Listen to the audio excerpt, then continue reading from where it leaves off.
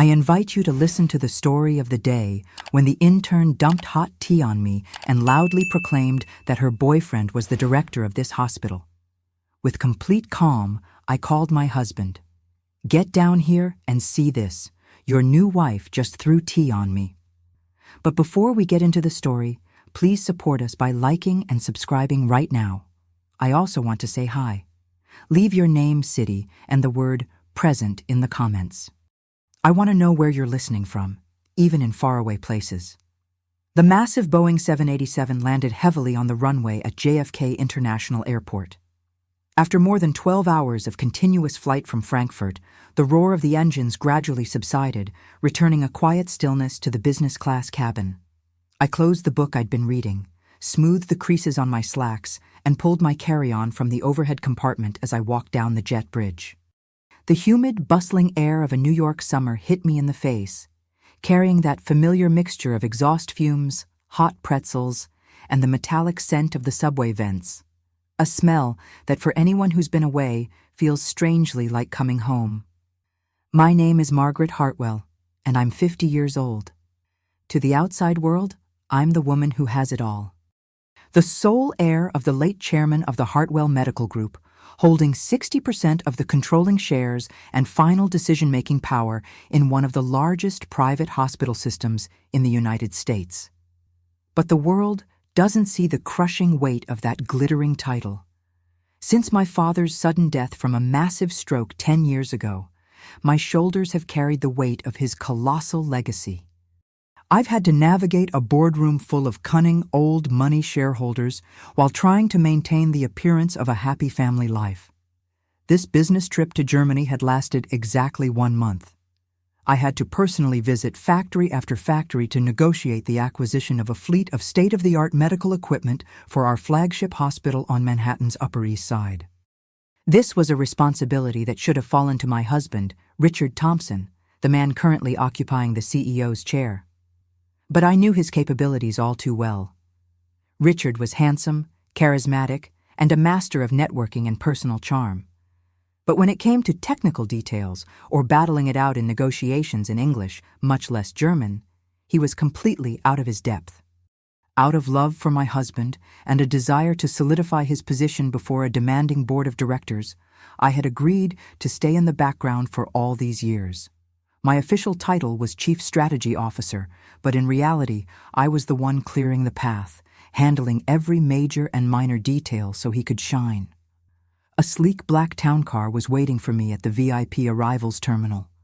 It glided smoothly over the Queensboro Bridge, heading toward the heart of Manhattan. I didn't want to go home yet. I wanted to report the results of my trip to the board, and more importantly, I wanted to see for myself how Richard had been running the hospital during my month-long absence. Hartwell University Hospital rose majestically from a prime piece of real estate on the Upper East Side. The modern marvel of 20 stories with blue-tinted glass reflected the brilliant afternoon sun, the culmination of my father's life's work. Looking at the polished sign with its stylized cross logo, a wave of pride washed over me, mixed with a vague, inexplicable anxiety. After a decade of running this place from the shadows, you'd think the anxiety would disappear, but it didn't. I told the driver to drop me at the main entrance, deciding to pull my own suitcase through the lobby instead of using the private executive entrance. I wanted to see the hospital's daily operations through the eyes of an ordinary visitor, to hear the authentic sounds of this place, not the polished versions presented in glossy boardroom reports. The main lobby was teeming with people. The automated chime of the PA system called out patient numbers. Families murmured anxiously to one another. The hurried footsteps of doctors and nurses created the unique, chaotic symphony of a busy hospital. The clean scent of disinfectant hung in the cool, centrally air-conditioned air. I stood in a quiet corner near the reception desk, adjusting the lapels of my white pantsuit, planning to observe for a moment before heading up to Richard's office on the 5th floor to surprise him. But my eyes froze on a scene unfolding in the center of the lobby where the main corridors intersected. A tall man in white scrubs was kneeling on the cold marble floor. It was Dr. Alexander Barrett, head of the emergency department, my old friend from medical school and the hospital's most indispensable clinical asset. He was performing CPR on a middle-aged man who had just collapsed from a hypoglycemic attack. Sweat beaded on Alex's broad forehead, running down his strong nose and dripping onto the floor.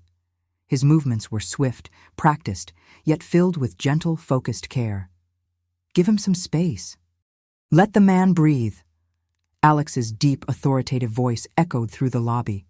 Nurse, I need a glucose meter and a glass of warm sugar water now. I stood there watching him in silence. Alex hadn't changed in 30 years. He was the man who had spent his youth quietly looking out for me, a brilliant talent who never cared for fame or fortune. The day my father died, it was Alex who stood vigil by the casket for 3 days and nights, arranging everything perfectly, while Richard was busy entertaining foreign dignitaries. Watching the way he cradled the patient's head, his focus so intense he was oblivious to the world around him, I felt a profound sense of admiration.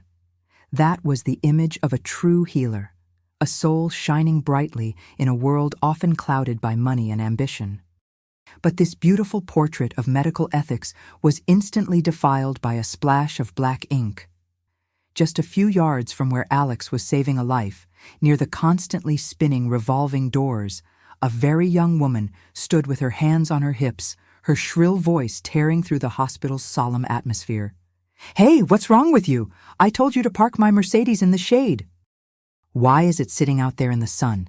Do you have any idea how hot black leather seats get? You're going to ruin my designer bag. She was a girl of about 22.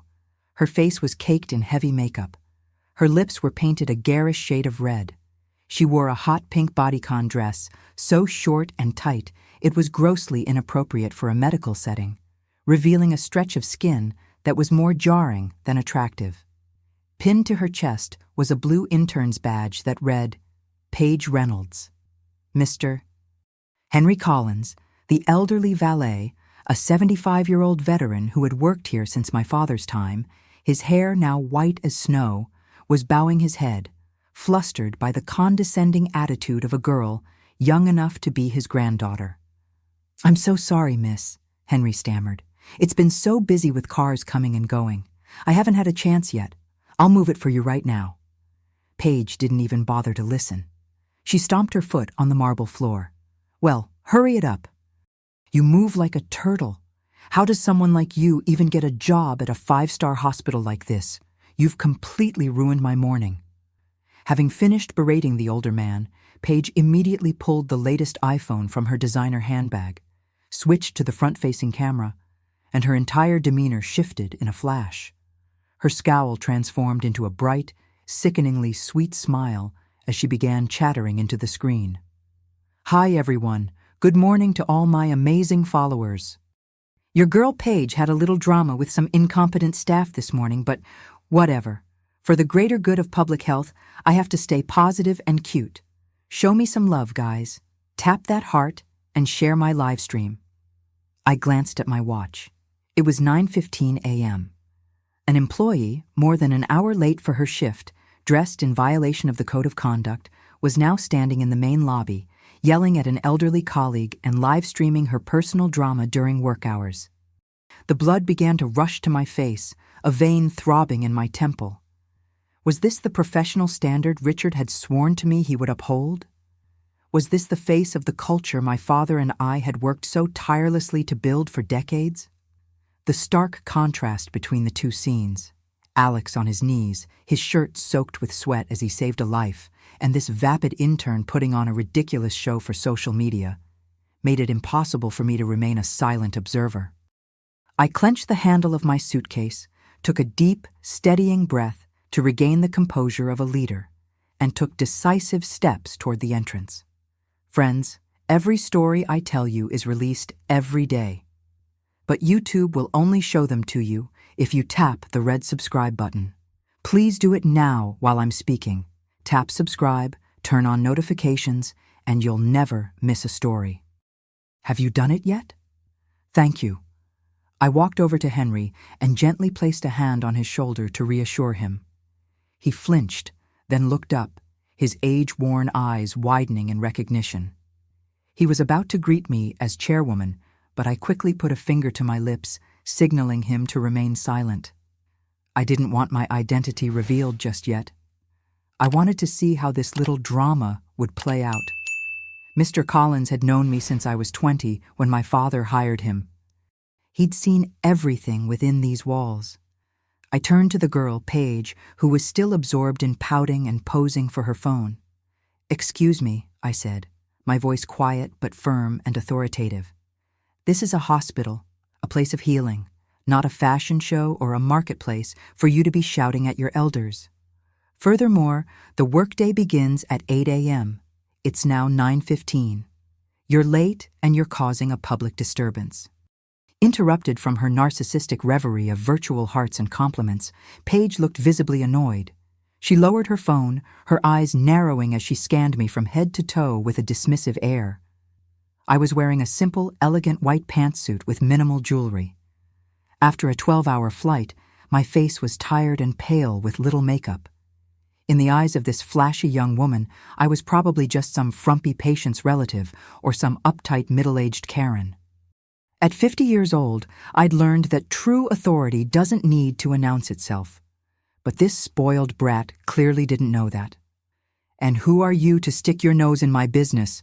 Paige sneered, her tone dripping with contempt. "I'm reprimanding my employee. If you've got nothing better to do, go find a seat somewhere else and stop bothering me. I'm trying to engage with my fans." With that, she raised her phone again, crudely shoving the camera in my face. Her voice became high-pitched and grating. "Look at this, everyone. My day is already ruined by some bitter old hag. Probably got dumped by her husband. Her life's a mess, so she comes out here to start trouble. Poor little Paige, getting bullied even at work." The girl's insolence and audacity were beyond anything I could have imagined. My initial plan was a simple reprimand before heading to my office and having HR deal with her. But this level of disrespect could not be tolerated.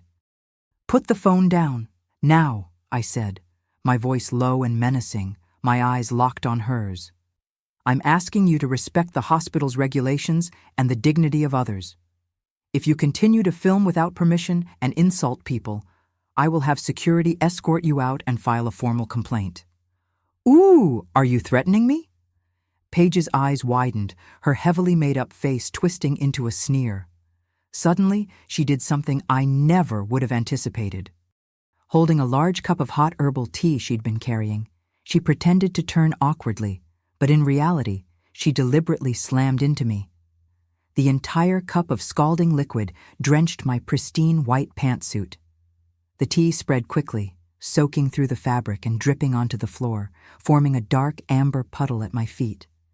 The hot, stinging sensation made me gasp. The strong smell of chamomile and honey filled my nostrils. This suit had been a gift from my father on his last birthday, 2 months before he died. Now it was stained by this petty, calculated act from a girl who could be my daughter. Before I could even react, Paige burst into a theatrical wail. Her fake sobs echoed through the lobby, drowning out the PA system and drawing the attention of everyone around. "Oh my God, what did you do? Can't you watch where you're going? You pushed me!"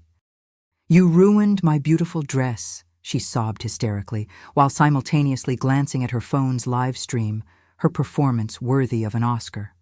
Crocodile tears streamed down her cheeks. "Everyone, you're all my witnesses. This woman, some crazy patient's relative, just assaulted a healthcare worker. That's me. My baby gave me this dress. It's custom made. It costs like $2,000. It's ruined. How am I ever going to get this stain out?" A murmur went through the crowd.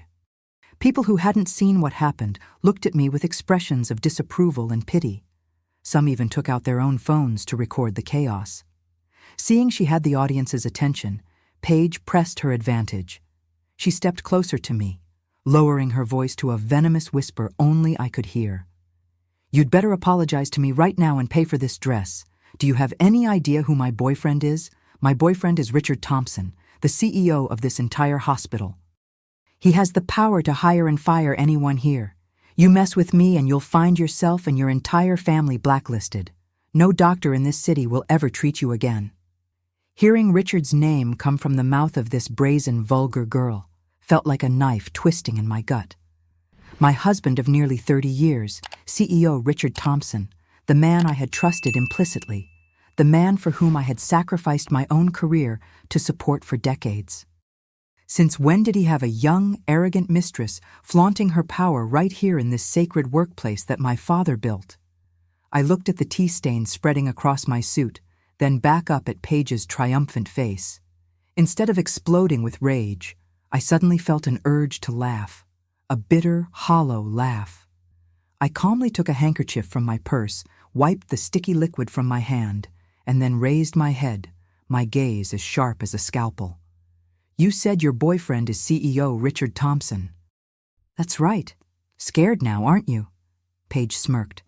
Get on your knees and polish my shoes, and maybe I'll ask him to forgive your little outburst. Before I could reply, a tall figure stepped between us, forming a solid wall. That broad, familiar back belonged to Alex. He had just finished with the emergency patient, and the faint scent of antiseptic still clung to his scrubs. He stood there, a mountain of quiet authority. He didn't need to shout. The calm, dignified presence of an experienced 52-year-old physician and department head was enough to quiet the noisy crowd. Even the gawkers silently lowered their phones. He glanced at the tea stain on my white suit, a flicker of pain and suppressed anger in his eyes. Then he turned to Paige, his gaze turning icy and sharp enough to make her flinch. Miss Reynolds, Alex said, his voice low and firm, each word enunciated clearly. Why are you causing a disturbance in the main lobby? Seeing Alex, Paige was momentarily flustered, but she quickly regained her arrogance, banking on her connection to the CEO. After all, Alex was just a department head, an employee. Her man was the one in charge. Dr. Barrett, you saw what happened. This woman pushed me, spilled tea all over the designer dress Richard gave me. I'm live streaming to expose these rude, violent people to the public so everyone can see what kind of trash comes here. Alex didn't even glance at her phone. He calmly pointed to the large plaque of hospital regulations hanging on the wall. Please read aloud for me. Rule number 1, respect all patients and their families. Rule number 3, attire must be professional and adhere to hospital dress code. Rule number 5, personal business and activities causing a disturbance are prohibited during work hours. Now look at yourself and tell me how many of those rules you've broken. Paige was speechless, her face flushing with anger. She stammered for a moment before retorting. I'm a special case. Richard said I could wear what I want to be creative. You're just a hired doctor. What right do you have to lecture me? I'm going to tell Richard to fire you right now. Standing behind Alex, I heard her words and felt the full, bitter irony of the situation. So this was how Richard had been indulging his mistress behind my back for who knows how long, allowing her to run wild as if she owned the place. Alex let out a short, humorless laugh, a rare expression on his usually serious face. A hired doctor. You're right. But I was hired for my skills, for my integrity, and for my knowledge to save lives. And you? What are you doing here? You're cheapening the sacred profession of medicine, tarnishing the reputation of this hospital, all for a few virtual likes and hollow compliments online. He took another step toward her, his imposing presence forcing her to back away instinctively. You claim to be CEO Richard Thompson's girlfriend. Let me tell you a truth. A woman with an ounce of self-respect and class would never stand in a public place and brag about such a sordid affair. And she certainly would never behave so rudely to an elder like Mr. Collins, a man who is 75 years old and has served this institution with dignity for decades. Alex's words were like needles piercing Paige's fragile ego. Her face burned with shame and rage. The crowd's opinion began to shift. The whispers were now aimed squarely at the scantily clad young woman. The doctor's right. She's got no class. Look at how she's dressed. Total gold digger. That poor lady in the white suit just got tea thrown on her for no reason. You can tell she's a decent person. Finding herself isolated, Paige resorted to her final trick, playing the victim. She shrieked into her phone, tears streaming down her face. Everyone, they're ganging up on me. The doctors here protect each other and bully the weak. I'm all alone. Richard, baby, where are you? Come save your wife. They're going to kill me. Alex turned back to me, his expression softening, his eyes filled with years of unspoken concern. We'd known each other since we were 20, had studied together, had shared 36-hour shifts at the university hospital. He knew everything about me, including the things I never confessed to Richard. "Margaret," he asked quietly, "are you really okay? Did the tea burn you?" I shook my head, managing a small smile to reassure him, though a storm was raging inside me. "I'm fine, Alex. Thank you for standing up for me." He was about to say something else, probably to call security, but I gently placed a hand on his arm, stopping him. "Don't dirty your hands," I whispered. "This is a family matter. Let me handle it. I want to see exactly who my model husband chooses to defend in this situation." I looked directly at Paige, who was still screaming Richard's name. "Fine. You want to call Richard? I'll help you. Let's see how this little play ends." I calmly pulled my phone from my purse. The screen showed 10:15 a.m. According to the detailed schedule my executive assistant had sent me, Richard was in a critically important meeting with a delegation from Health and Human Services and key investors from Singapore in the VIP conference room on the 5th floor.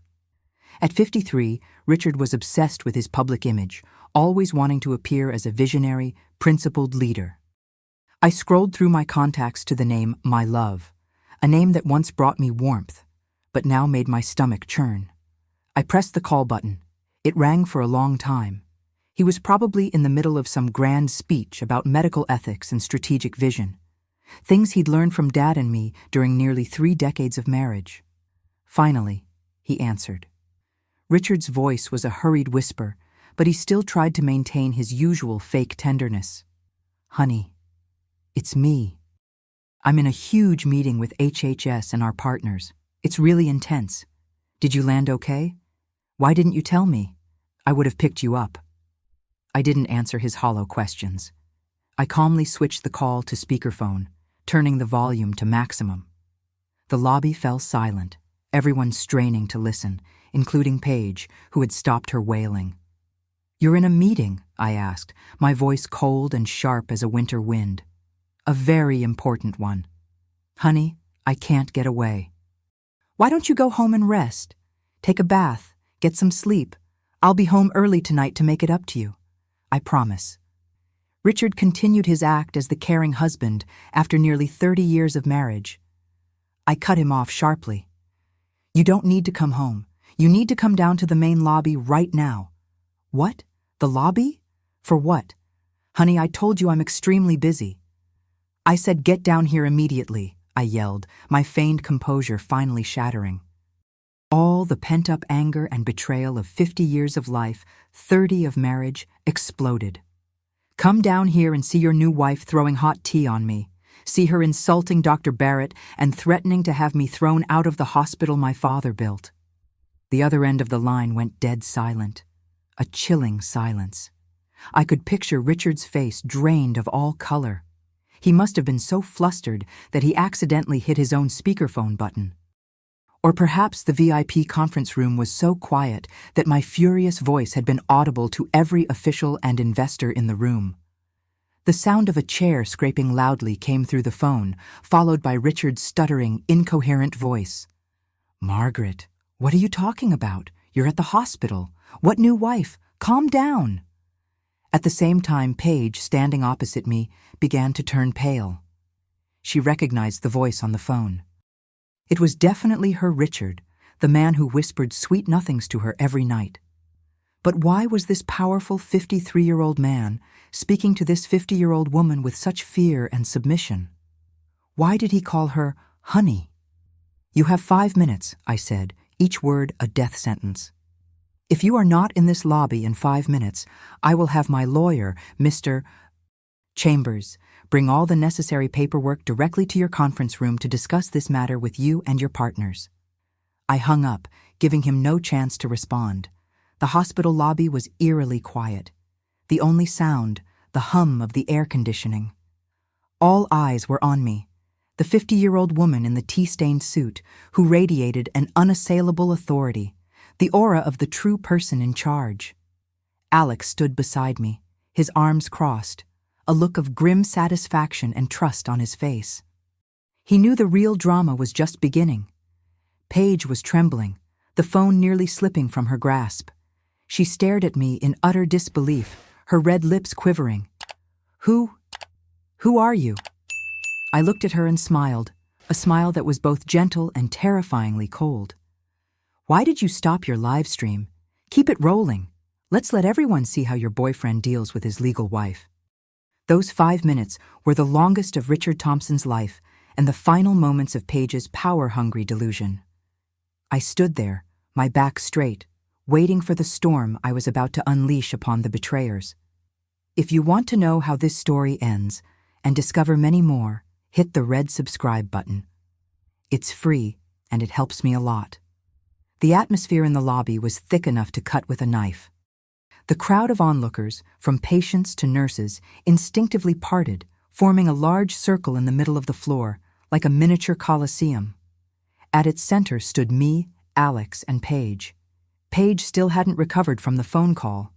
She'd lowered her phone, no longer daring to point it at me, though her thumb was still secretly on the record button. A tiny sliver of hope must have remained in her shallow, calculating mind. She hoped I was just some powerful business associate of Richard's, or at worst, the boring stay-at-home wife he always complained about. She still believed in her youthful beauty and the sweet lies Richard whispered to her at night. "Don't you dare try to scare me," Paige stammered, trying to regain some courage, though her voice trembled. "Richard loves me. He told me, even if you are his wife, it's just a title. Every man gets tired of his old wife and wants something new and exciting, and I'm very exciting." Her words were like acid, but I didn't flinch. I'd learned in 50 years that words from people like her were worthless. I didn't respond to her cheap provocation. I took out my phone and sent a short text to Arthur Chambers, my most trusted legal counsel and family friend for 20 years. "Arthur, bring File A to the main lobby, immediately. It's time." Arthur replied instantly. "Understood, Madam Chairwoman. I'm in the elevator." Alex moved closer to me, his solid frame of a man who keeps himself in shape at 52, shielding me from the curious stares and phone cameras of the crowd. "Are you sure you want to do this here, Margaret?" he whispered. "It could damage the hospital's reputation." I looked up at him, my gaze unwavering. After 30 years of friendship, he deserved my honesty. "A tumor has to be cut out at the root, Alex. It will hurt once, but then it can heal. If I try to preserve some fake sense of decorum, the hospital my father poured his heart into will be destroyed by them. Reputation is built on integrity and transparency, not on lies and cover-ups." Alex nodded, his eyes showing complete agreement. "I understand. I'm with you no matter what happens." His simple words were a small flame warming my frozen heart. For 30 years, he'd always been there, quiet and constant, while I chose Richard. Meanwhile, on Paige's livestream, the comments were flying, but the tide had turned completely. "OMG, who is that lady? She sounds like a boss. Looks like the real wife just showed up. This intern is about to get wrecked. This is gonna be good. Waiting for the CEO." Paige glanced at the comments, her face growing paler, but she still tried to argue with the air. "Don't believe her, guys. She's just a good actress. Just wait until Richard gets here. He'll throw her out on the street." The sound of an elevator dinging cut through the tension. The doors of the private executive elevator slid open. All eyes turned in that direction. Richard burst out like a whirlwind, his expensive suit disheveled, his tie askew, his forehead slick with sweat. At 53, he was still a handsome man, but now he was breathing heavily, like he'd just run a marathon, completely stripped of his usual polished demeanor. He saw the chaotic scene, and his eyes darted around frantically. They landed on Paige, who was standing there with a look of wounded pride. He froze for a second, but then his gaze met mine. I was standing with my arms crossed, looking at him as if he were a strange insect, and next to me stood Alex, regarding him with unconcealed disdain. Richard knew his reign was over. Seeing Richard, Paige latched onto him like a drowning person grabbing a piece of driftwood. She threw herself at him, shedding all her fake pride, clinging to his arm and whining. "Baby, you're here. Look, this crazy woman and that loser Alex were bullying me. She threw tea on me and threatened to fire me. Call security and get them out of here." Richard stood frozen, his arm rigid in her grasp. He stared at me, his lips moving but no words coming out. Fear was etched on his face. He knew better than anyone that the woman before him wasn't just his wife of nearly 30 years. She was the chairwoman, the one who held his fate, his CEO title, and all the wealth he enjoyed in the palm of her hand. "Richard," I prompted, my lips curling into a smile that made him shudder. "What's the matter, CEO Thompson? Your beloved is crying for justice. Aren't you going to do something?" Paige, sensing Richard's strange hesitation, shook his arm. "What's wrong with you? Say something. Everyone is watching. You have to show them who's in charge." Richard turned to look at Paige. The look in his eyes was no longer the adoration of a lover, but pure, unadulterated hatred. He realized that this stupid, arrogant girl had just lit the fuse on the bomb that would obliterate his career. And then it happened. Smack! A sharp, explosive sound echoed through the lobby. Richard swung his arm and delivered a vicious slap across Paige's face. The force of the blow sent her staggering backward, tripping and falling hard onto the marble floor. The phone flew from her hand, skittering across the tile, its live stream still running. Paige clutched her cheek where the red imprint of 5 fingers was already forming. She looked up at Richard, her eyes wide with disbelief. She couldn't understand what was happening. The man who just last night had sworn his undying love and promised to buy her a house and a car was now striking her in front of hundreds of people. "Shut your mouth!" Richard screamed, his voice cracking with fear and rage.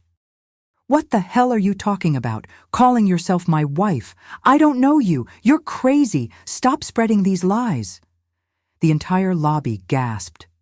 The reversal was shocking, brutal, and utterly pathetic.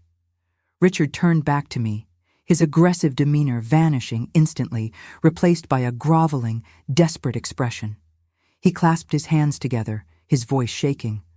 "Margaret, honey, please, let me explain. I honestly have no idea who she is. She must be some obsessed fan or some delusional person trying to get attention. Please, you have to believe me. You're my only wife. After 30 years, you're my only wife." I watched his pathetic performance with a rising wave of nausea. A man who refused to take responsibility for his actions, who would throw his mistress under the bus without a second thought to save himself. On the floor, after a moment of shock, Paige snapped. The physical pain was nothing compared to the public humiliation. She realized she'd been betrayed, discarded like a used toy. Her aggressive nature took over. She shrieked, throwing all caution to the wind. "Richard Thompson, you dare hit me? You don't know me? Then who was in my bed at the plaza last night? Who signed the papers for the condo in Tribeca in my name? You've been sleeping with me for months, and now that your rich wife is here, you pretend you don't know me." Her accusations were like a bucket of ice water thrown in Richard's face. All his denials were now meaningless. The phone on the floor was capturing every word, every image, and broadcasting it across the internet. "You shut up right now." Richard lunged toward Paige to silence her, but Alex was faster. He stepped forward, grabbing Richard by the shoulder and pushing him back. The strength of a surgeon who keeps himself in shape easily overpowered a man softened by years of lavish dinners and affairs. "That's enough," Alex said coldly. "Stop making a fool of yourself. You are disgracing this institution." I walked slowly toward Richard. The clicking of my heels on the marble floor sounded like a judge's gavel. I looked him straight in the eye. All traces of affection were gone. "You said you don't know her," I asked, my voice terrifyingly calm. "Then why does she have keycard access to your office? And why did her bank account receive a $2 million transfer from your secret offshore account last month?" Richard's eyes widened in horror. He never imagined I knew about that $2 million, the money he'd embezzled from the new MRI machine procurement project. He thought he'd hidden it so well through a series of shell corporations. "What are you talking about?" "I don't know anything about that," Richard stammered, still trying to lie. Just then, Arthur Chambers emerged from the crowd, a thick file in his hands. He walked to my side, bowed his head respectfully, and handed me the folder. "Madam Chairwoman, here are the complete bank statements, the purchase contract for the condo in Tribeca in Miss Paige Reynolds' name, and the security footage from the plaza for the past 3 months, all legally obtained." I took the file and threw it at Richard's feet. The white pages scattered across the floor, exposing the naked truth for all to see. "Read it," I commanded. "Read it and see exactly what you've been doing behind my back for these months." Richard stared at the scattered papers, his face ashen. He knew he was defeated. He trembled and collapsed to his knees, grabbing the hem of my pantsuit, begging, "Margaret, honey, I was wrong. I made a terrible mistake. Please, for the sake of our 30 years of marriage, forgive me. Just this once. I swear I'll break up with her. I'll do anything. I'll be your slave. Just please forgive me." The sight of the hospital CEO on his knees, crying and begging his wife, sent another wave of shock through the lobby. Oh my God, so she really is the chairwoman. The chairwoman went undercover. This is better than a movie. Serves him right. Cheating, embezzling piece of trash. Paige sat dazed in a corner, watching the man who had been her ticket to a lavish life groveling pathetically. She understood that her dream of being a CEO's wife had shattered into a million pieces. Not only that, she was now facing legal trouble for receiving stolen funds. I looked down at the man kneeling at my feet, without a shred of pity. At 50 years old, I'd learned that some betrayals don't deserve forgiveness. "Our 30 years of marriage," I scoffed. "When you were stealing money meant to save lives to buy your mistress a condo, did you think of our marriage? When you let her insult me and my employees, did you think of our marriage?" I pulled my leg away from his grasp and turned to face the crowd of employees. In a loud, clear voice, I made my declaration. "I am Margaret Hartwell, chairwoman of the board for the Hartwell Medical Group. I am announcing that effective immediately, Mr. Richard Thompson is officially terminated from his position as CEO for gross ethical violations and suspicion of felony embezzlement. All decisions made by him from this moment forward are null and void." My announcement was like a sledgehammer, shattering the last vestiges of Richard Thompson's dignity. The lobby erupted in a chorus of murmurs that quickly grew into open discussion. I saw looks of triumph in the eyes of the nurses and staff whom Richard had bullied. I saw relief on the faces of the honest doctors. However, Richard wasn't ready to surrender. The survival instincts of a cornered rat kicked in. He lifted his tear-soaked face, but his eyes held a familiar, cunning glint. He struggled to his feet, trying to brush the dust from his knees and reclaim some of his former authority. "Margaret, you can't do this to me," Richard shrieked, his voice laced with a false sense of victimhood. "You can't just use some unverified bank statements to accuse me of embezzlement.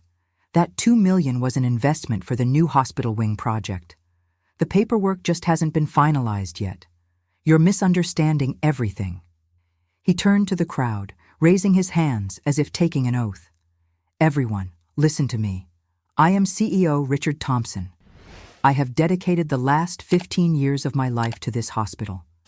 I would never do anything to harm it. This is a conspiracy, a blatant frame-up." I watched his clumsy performance in silence. An investment in a new wing, a pathetic excuse he'd concocted on the spot. Did he really think he could fool me and the law by blaming paperwork? I didn't need to say a word. Someone else stepped forward from the crowd, armed with a truth sharper than any accusation.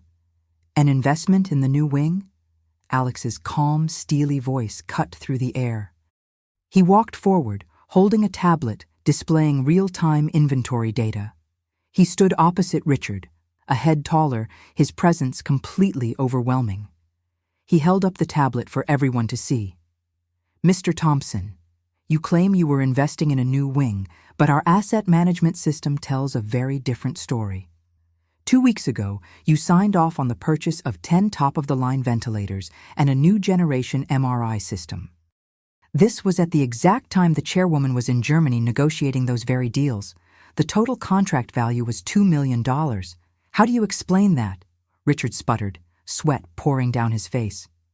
The shipment is on its way. There are complications with customs. What do you know about international logistics?" Alex gave a cold, contemptuous smile.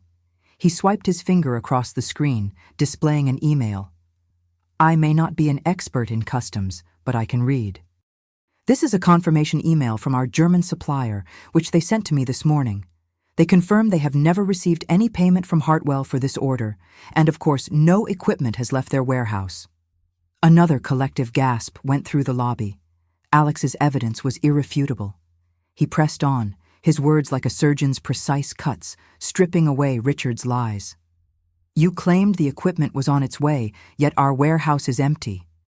You used the excuse of needing an urgent down payment to secure the order, embezzled the funds, and transferred them to a shell company, while Miss Reynolds here was suddenly able to purchase a luxury condo for that exact amount. Did you really think the chairwoman wouldn't find out?" Richard was speechless, stumbling backward, his body trembling. He never imagined Alex would be so well informed. He'd always seen Alex as a bookish nerd, obsessed with medicine and surgery, not someone who would be tracking his financial misdeeds. I looked at Alex with a new level of admiration. It turned out that while I was away, he had not only excelled at his medical duties, but had also been silently protecting my family's legacy. He had gathered all this evidence, waiting for my return to help me excise the cancer in our organization. Alex turned to me, his gaze firm. "Madam Chairwoman, as the head of emergency medicine and a member of the medical board, I can confirm that the lack of this equipment has already negatively impacted patient care. Mr. Thompson's actions are not just embezzlement, they are a direct threat to the lives of our patients. This is an unforgivable crime." Alex's final statement was the knockout blow. Richard sank to the floor, his eyes vacant, all fight gone out of him. The truth was laid bare for all to see. The lobby now felt like a public courtroom. I knew this was the moment to restore order and reassert my authority. I stepped up onto the small platform at the reception desk and took the microphone from a trembling receptionist. "To all staff, patients, and guests present here today," I said, my voice echoing through the large space. "What happened here today is a source of great shame for Hartwell University Hospital. On behalf of the board, I offer my sincerest apologies to all of you for being subjected to this disgraceful scene." I looked out at the crowd, at the faces waiting for change. However, we cannot let the actions of one rotten apple discredit the tireless efforts of the hundreds of dedicated medical professionals who save lives here every day. To stabilize the situation and ensure the hospital's operations continue uninterrupted, I will now make the following executive decisions. The room held its breath. First, I pointed at Richard, still crumpled on the floor. Mr. Richard Thompson is terminated and stripped of all titles and responsibilities. Our legal department will cooperate fully with the district attorney's office to prosecute him for embezzlement and investigate all of his past activities. Security, please escort this man off the premises." 2 large security guards immediately moved in and hauled Richard to his feet. He offered no resistance. His head bowed in shame as they led him through the crowd toward the exit, followed by a chorus of contemptuous whispers. The image of the once distinguished CEO was now that of a common criminal. "Second," I continued, my voice softening with respect, "the CEO position cannot remain vacant. We need a leader with integrity, talent, and compassion to steer this ship through the storm. That person is none other than the man who bravely stood up for what is right today." I turned to Alex, smiled, and gestured toward him. "I am proud to appoint Dr. Alexander Barrett as interim CEO of Hartwell University Hospital effective immediately. I am confident that with his skill and his moral compass, Dr. Barrett will restore this hospital to its rightful place." Alex was slightly taken aback by my swift decision, but he quickly composed himself. He stepped up onto the platform beside me and bowed his head to the crowd. Instantly, a roar of applause erupted. It started with the junior doctors and nurses and quickly spread to department heads and even patients' families. The thunderous ovation was not just for Alex. It was an endorsement of my decision. It was applause for justice served. While Richard was being escorted away and Alex was being celebrated, there was still one loose end. Paige, the once arrogant intern, was now huddled in a corner, her face a mess of smeared makeup and tears. Seeing that the attention was off her, she tried to sneak toward an exit, but Arthur Chambers spotted her. He signaled to security, who blocked her path. "Miss Reynolds, where are you going in such a hurry?" Arthur asked, his tone polite but chilling. "We haven't yet discussed the matter of the chairwoman's suit, or the reputational damage you've caused the hospital." Terrified, Paige turned to me, her eyes pleading. Her dream of being a tycoon's wife was over, her only support system arrested. She had nothing left but a mountain of legal trouble. Madam Chairwoman, please forgive me," she whimpered, falling to her knees on the cold floor. "I know I was wrong. I'm young and stupid. Richard manipulated me. Please don't fire me. Don't sue me. I don't have any money to pay." I stepped down and walked toward her, looking at the trembling girl at my feet. I didn't feel triumphant, only a sad pity for a life so misguided. "You say you were manipulated. Who was it that threatened to have me thrown out? Who screamed at an elderly valet of 75? Who live-streamed herself bragging about ill-gotten wealth? Those were your choices. You were blinded by greed and a delusion of power that never belonged to you." I turned to my lawyer. "Arthur, terminate Miss Reynolds' internship immediately for gross misconduct. Also prepare a file for the DA's office regarding her role as a recipient of embezzled funds. That condo was purchased with stolen money. She will be required to return every cent." Hearing this, Paige collapsed completely, sobbing uncontrollably. She knew her life was over. The luxury condo, the designer bags, the lavish trips. It would all be seized. She would be thrown back into a harsh reality, branded with a stain she could never wash away. 2 security guards came and lifted Paige to her feet, escorting her out. Her cries faded away behind the glass doors. The lobby returned to its normal rhythm, but the air felt cleaner. The crowd dispersed. Doctors and nurses returned to their duties. The automated PA system chimed on as if nothing had happened. I leaned against the reception desk, feeling a wave of exhaustion wash over me. The adrenaline rush was gone, leaving behind a deep, bone-weary fatigue. I had endured a long flight, a devastating emotional shock, and a tense showdown. I had won, but my heart felt empty. What was this victory worth when the husband I'd once loved was revealed to be such a monster? The family I'd fought to protect was now officially broken. Alex approached me with a bottle of water already opened. He said nothing, just handed it to me, and stood in a way that shielded my face from the harsh sunlight streaming through the windows. "Drink some water, Margaret," he said softly. "You did well. Your father would be so proud of you today." I took a small sip. The cool water soothed my dry throat and the bitterness in my soul.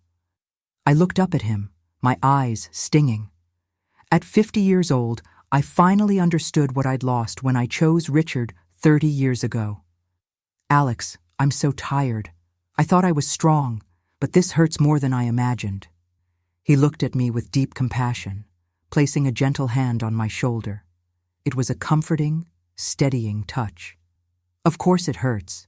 You're human, not made of steel," he soothed. "But you were brave enough to face it and cut out the cancer. Now it's time to heal. I've got things here. Go home and rest." I nodded weakly. I needed to go home, but not to rest.